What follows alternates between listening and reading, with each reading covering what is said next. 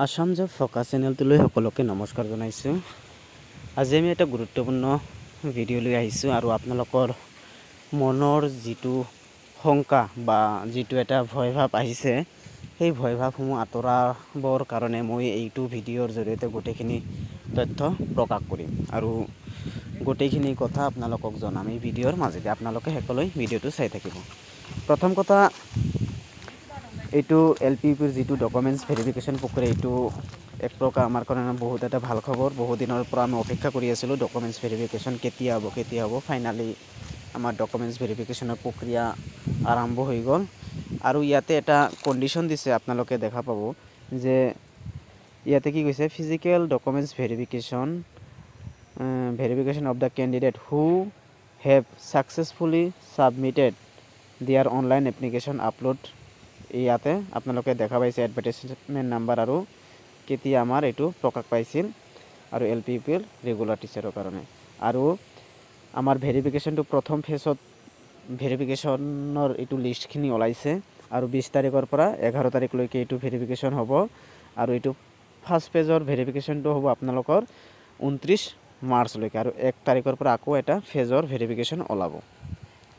এতিয়া কথা হ'ল, যিসকলৰ নাম এই ফাৰ্ষ্ট ফেজত নাম অহা নাই তেওঁলোকৰ, আৰু যিসকলৰ নাম এতিয়ালৈকে মানে ফাৰ্ষ্ট ফেজত অহা নাই তেওঁলোকৰ মানে চিন্তিত হৈ পৰিছে নেকি, বা ইমান মাৰ্ক থকা স্বত্বেও কিছুমানৰ 65 থকা স্বত্বেও নাম অহা নাই, কিছুমানৰ 58 মাৰ্ক থকাবিলাকৰো নাম আহিছে, UR কেটাগৰীৰ 60 মাৰ্ক থকা আহিছে, UR কেটাগৰীৰ 59 থকা মাৰ্কো আহিছে, কিন্তু 64 বা 65 মাৰ্ক থকা সকলৰ নাম অহা নাই।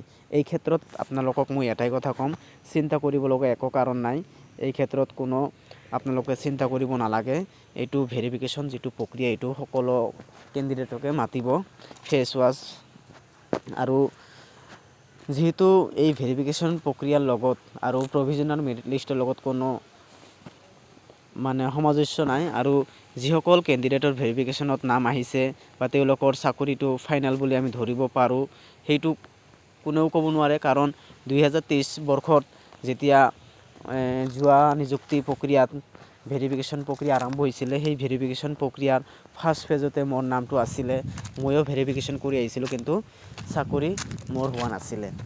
কিছুমান এনেকুৱা প্ৰাৰ্থী আছিল ভেৰিফিকেশ্যন হোৱা নাই তথাপিও নামটো আহিছে। আপোনাৰ যদি মাৰ্কে কভাৰ কৰে তেতিয়া নিশ্চয় আপোনাৰ মাৰ্কে যদি কভাৰ কৰিছে তেতিয়া প্ৰভিজনেল লিষ্টত আপোনাৰ মাৰ্কখিনি আহিবই, ইমান ভয় খাবলগীয়া কথা নহয়।